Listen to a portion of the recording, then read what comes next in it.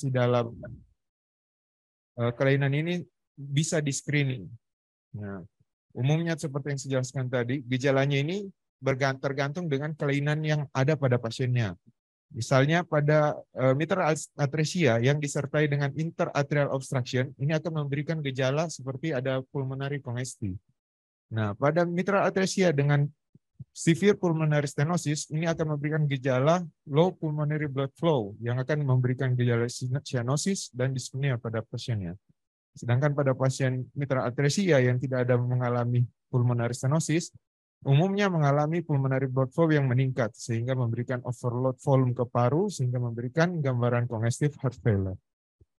Nah, untuk diagnostik umumnya dari CXR ini jarang untuk kita dapat menentukan ini mitral atresia atau bukan. Tapi CXR ini sangat bermanfaat untuk menentukan status dari pulmonary blood flow. Kita bisa lihat apakah dia oligemi, artinya aliran ke parunya kurang, atau pletore, aliran ke parunya meningkat.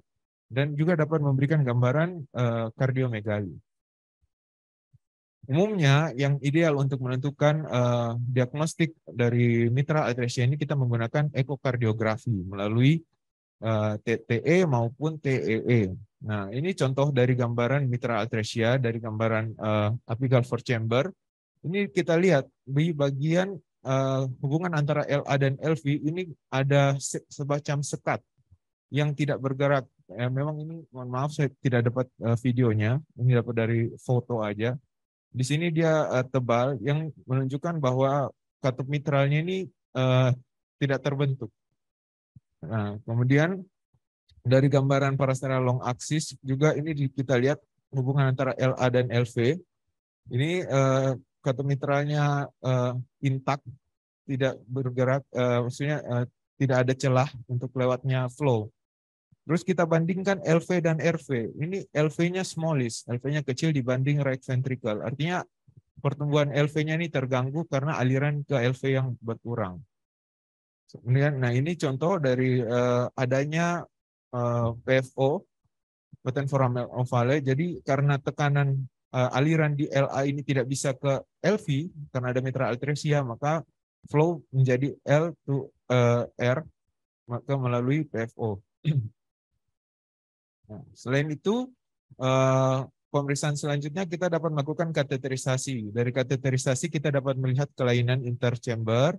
Selain itu, kateterisasi juga dapat kita gunakan untuk terapi. Misalnya pada pasien mitral atresia dengan IAS-nya yang intak. Nah, ini pada umumnya dilakukan balon atrial steptostomy. Jadi kita buka PFO-nya agar bisa terjadi mixing. Jika tidak terjadi seperti itu, umumnya pasien akan angka mortalitasnya semakin meningkat. Nah, untuk tata laksana dari mitral atresia itu ada initial management, tata laksana awal. Nah, pada umumnya kita tata laksana sebagai penyakit jantung cyanotik umumnya, yaitu menjaga suhu dari lingkungan, kemudian terapi dari hipoglikemi dan hipokalsemi, kemudian evaluasi status asam basah di pasien, kemudian kita terapi, dan umumnya tadi dijelaskan di awal pasien ini dengan PDA, artinya pasien dengan ductus dependent, maka dapat diberikan dengan terapi prostaglandin untuk menjaga potensi dari PDA-nya. Nah, tujuan dari kemudian setelah initial management kita dapat lakukan tindakan pembedahan. Karena mitral atresia ini tidak memenuhi syarat untuk biventricular repair, maka tata laksananya akan melalui dengan cara univentricular repair. Tujuan sebelum mencapai univentricular repair ada beberapa palliative surgery. Nah, tujuan dari palliative surgery ini itu untuk mencegah gagal jantung, kemudian menurunkan resiko cyanosis yang berat dan mencegah kerusakan jaringan akibat hipoksia. Selain itu juga mencegah pulmonary hipertensi dan mencegah volume overload yang ada di ventricle dan mencegah kejadiannya regurgitasi AV valve. Nah, beberapa terapi paliatif yang stage pertama itu dapat bila dia ada low pulmonary blood flow dapat dipertimbangkan untuk dilakukan modified blood toxic shunt. Bila pasien dengan high pulmonary blood flow dapat dipertimbangkan untuk PA bending.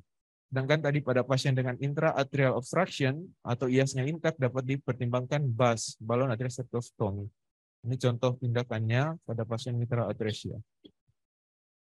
Nah, untuk sedikit bahas mengenai BT-shunt, ya BT-shunt itu seperti yang kita sudah tahu, jadi kita melakukan anastomosis dari arteri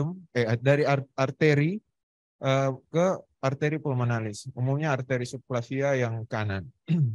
Tujuannya adalah untuk mencegah meningkatkan pulmonary blood flow, kemudian memperbaiki size dan ukuran dari PA, dan pada kasus tertentu dapat menjadi volume training untuk left ventricle-nya.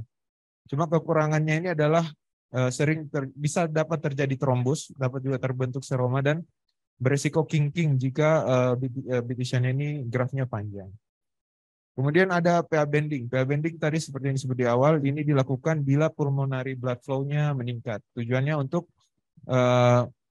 melindungi vaskular paru dan menjaga tekanan vaskular paru mendekati tekanan sistemik.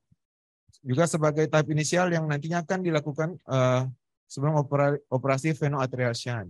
Ini tindakannya bersifat sementara. Kemudian pada kondisi tindakan paliatif selanjutnya itu ada prosedur Damus-Kay stencil. Nah, pada prosedur Damus-Kay stencil ini syaratnya adalah pasien dengan single ventricle dengan pulmonary blood flow yang meningkat, disertai dengan mitral atresia, dan disertai dengan stenosis di subaortik. Indikasi pada pembedahan Damus-Kay stencil ini pada kasus-kasus contohnya double inlet left ventricle, tricuspid atresia dengan transposisi great artery, mitral atresia dengan LV smallis dengan LVOTO. Kemudian dengan CAVSD dengan LV yang kecil. Jadi ini pada Damus-Kay stencil, nah ini gambarnya. Pada Damus-Kay stencil itu dilakukan anastomosis dari main pulmonary artery ke aorta. Nah, syarat untuk dilakukan Damus-Kay stencil ini adalah ukuran dari diameter aortanya ini cukup besar, ascending aorta ini cukup besar, nggak boleh narrow, nggak boleh sempit, sama pulmonary valve, dan pulmonary valve-nya ini kompeten, karena dia akan menggantikan aortic valve yang stenosis itu sebagai katup yang akan menjadi katup sistemiknya. Ada dua macam Damus-Kay stencil, ada double barrel dan end-to-side Damus-Kay stencil. Kemudian ada tindakan selanjutnya itu prosedur Norwood.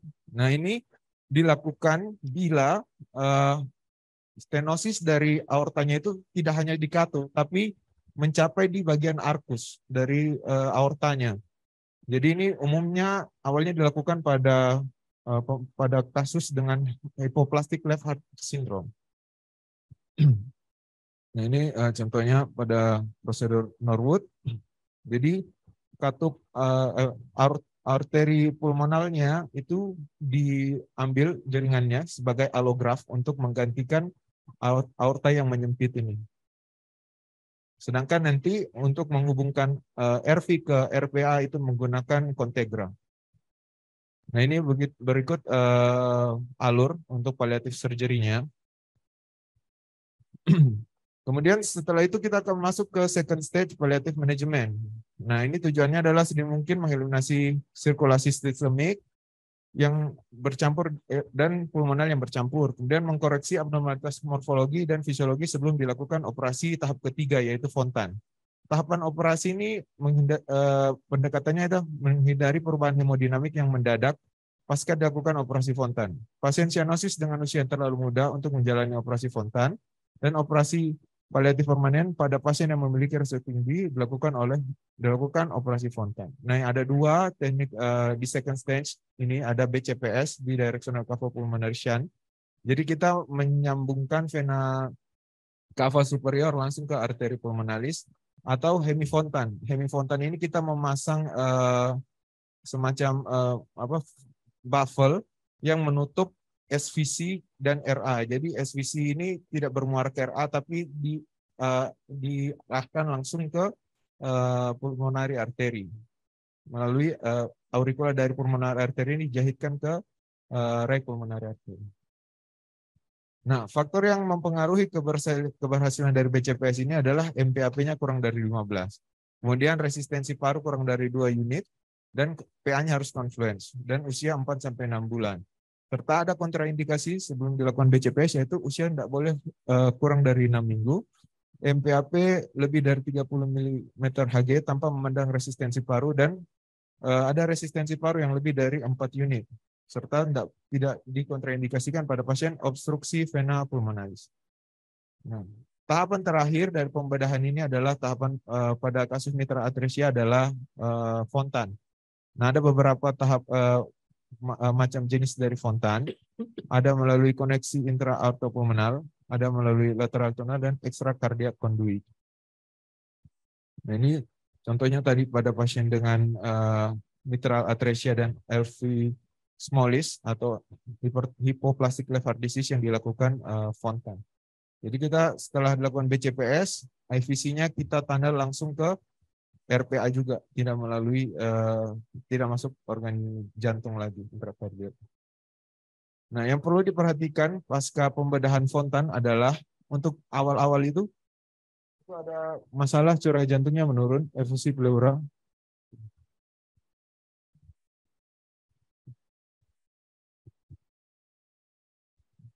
Masalah operasi Fontan itu pada perioperatif, postoperatif di awal itu bisa terjadi low cardiac output, kemudian dapat juga menyebabkan dapat terjadi efusi pleura atau efusi perikard, dan dapat terjadi pseudotoraks. Untuk pada post operasi Fontan ini dapat juga ditemukan adanya gangguan disfungsi ventrikel, terutama ventrikel kanan, dan disertai gagal jantung, yang mana akan memberikan efek dapat menyebabkan regurgitasi dari AV valve. Regurgitasi AV valve ini dapat menyebabkan peningkatan CVP, yang juga akan memberikan memberikan gejala cyanosis, dan pada jangka waktu tertentu dapat memberikan kondisi yang namanya protein losing enteropathy. Kemudian bisa juga menyebabkan plastik bronkitis. Dalam jangka panjang, disfungsi ventrikel akibat post Fontan ini dapat menyebabkan gangguan koagulasi, gangguan fungsi hati, dan nefropati. Nah, yang perlu diperhatikan untuk manajemen pasca operasi Fontan pada pasien mitral atresia adalah PAP itu dipertahankan 10-15 mm Hg di tekanan intratorasik. Kemudian pulmonary vascular resistance itu kurang dari 2 Watts, jadi kita harus mencegah pulmonary hipertensi. Kemudian tekanan di LA itu LA pressure targetnya 5-10 mm Hg, dan menjamin preload yang cukup, yaitu volume darah dan yang dipengaruhi oleh volume darah dan tekanan intratorasik. Jadi sebagai kesimpulan, mitral atresia ini adalah suatu penyakit kongenital, jantung kongenital yang langka, yang hampir selalu disertai dengan kelainan jantung lainnya, umumnya disertai dengan hipoplastik dari LA dan LV tadi. Pemeriksaan ekokardiografi merupakan modalitas penting untuk menegakkan diagnosis dan untuk menentukan pilihan terapi, termasuk tadi terapi paliatifnya. Tata laksana pembedahan mitral atresia itu dipilih dengan pembedahan univentricular repair. Komplikasi pada setiap tahapan dari pembedahan itu harus diidentifikasi sedini mungkin dan dilakukan terapi yang sesuai. Terima kasih.